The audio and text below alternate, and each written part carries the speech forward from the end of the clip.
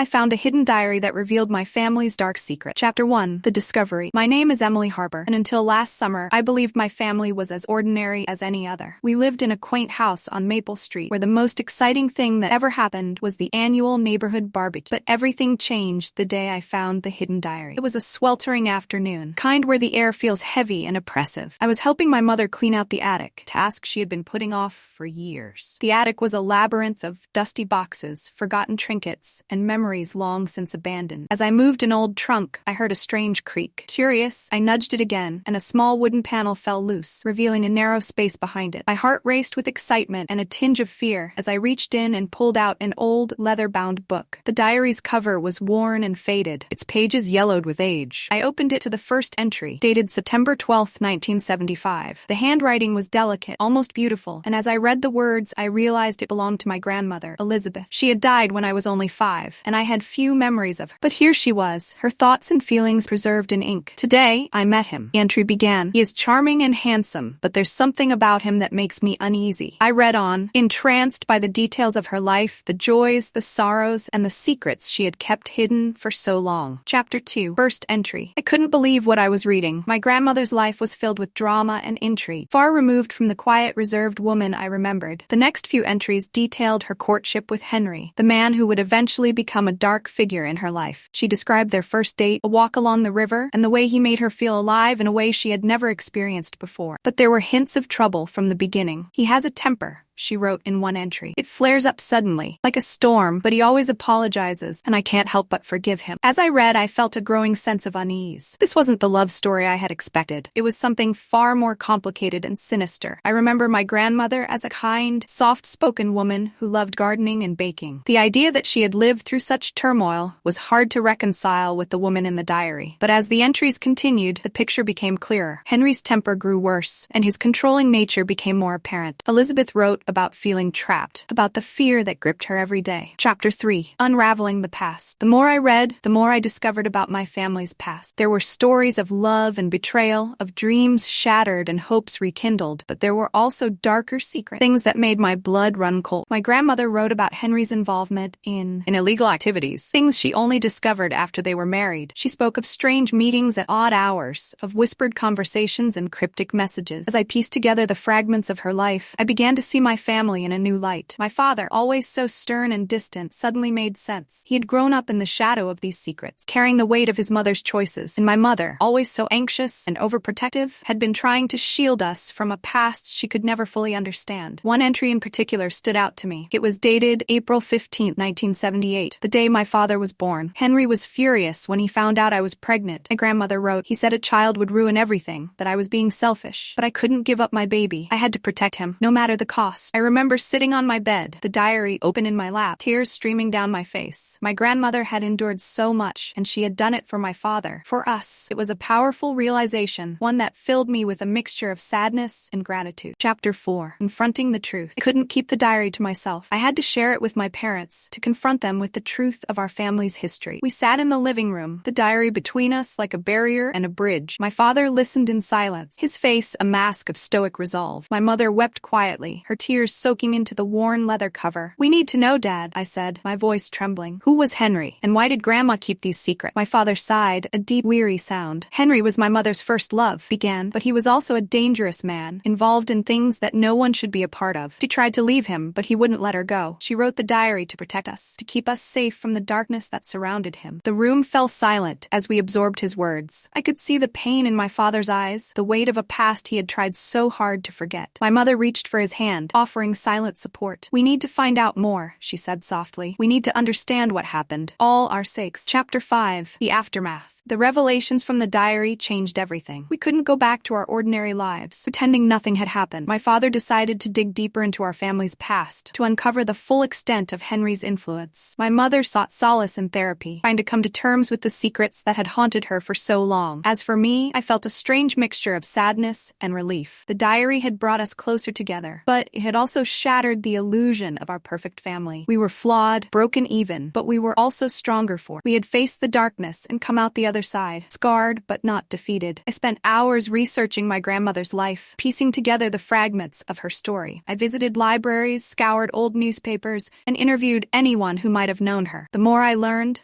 the more I admired her strength and resilience. She had fought against overwhelming odds, trying to protect her family from a man who would stop at nothing to control her. Chapter 6. A New Beginning. Months passed, and the scars began to heal. My father discovered that Henry had been involved in a criminal organization, and his influence had reached far beyond our family. The knowledge was painful, but it also brought closure. We were no longer in the dark, no longer haunted by shadows of the past. My mother found peace through her therapy, learning to forgive herself for the things she couldn't control. She started volunteering at a local shelter, helping others who had faced their own dark secrets. And I found my calling in writing. Inspired by my grandmother's diary, I began to tell our story, hoping that it might help others who were struggling with their own family secret. It wasn't an easy journey, but it was one worth taking. We had found the truth, and in doing so, we had found ourselves. Chapter 7. The Investigation. My father and I became amateur detectives, delving into the murky past to uncover the full story. We visited the places mentioned in the diary, talked to people who might remember Elizabeth and Henry. Some doors were slammed in our faces, others opened with reluctance, but slowly, we started to piece together the puzzle. We discovered that Henry had been a key figure in a local crime syndicate involved in smuggling and extortion. My grandmother had tried to leave him, but he had threatened her and the unborn child. Her diary entries became more frantic, filled with fear and desperation. "I have to protect my baby," she wrote repeatedly. "Can't let him grow up in this darkness." One rainy afternoon, we visited an old friend of my grandmother's, a woman named Margaret. She welcomed us into her cozy, cluttered home and offered us tea. As we sipped from delicate china cups, Margaret shared her memories of Elizabeth. "Your grandmother was a brave woman," Margaret told us. "She wanted to leave Henry, to give your father a better life. But he was a dangerous man, and she was afraid. She never stopped fighting, though. She did everything she could to protect your father." Margaret's words gave us a new perspective on Elizabeth. She wasn't just a victim. She was a fighter, a mother who had sacrificed everything for her child. It was a powerful realization, one that brought us closer to understanding her choices. Chapter 8. Discovering the letters. In our search, we found a box of letters hidden in the attic. Letters my grandmother had written to herself. They were filled with plans and hopes for a future free from Henry's influence. She wrote about escaping, about finding a safe place to raise her son. "I have to believe there's a way out," she wrote. "I have to believe we can be free." The letters were a testament to her strength and resilience. They gave us hope, a sense that despite the darkness, there had been light in her life. It was a reminder that even in the worst circumstances, there is always a glimmer of hope. Reading those letters, I felt a deep connection to my grandmother. Her words,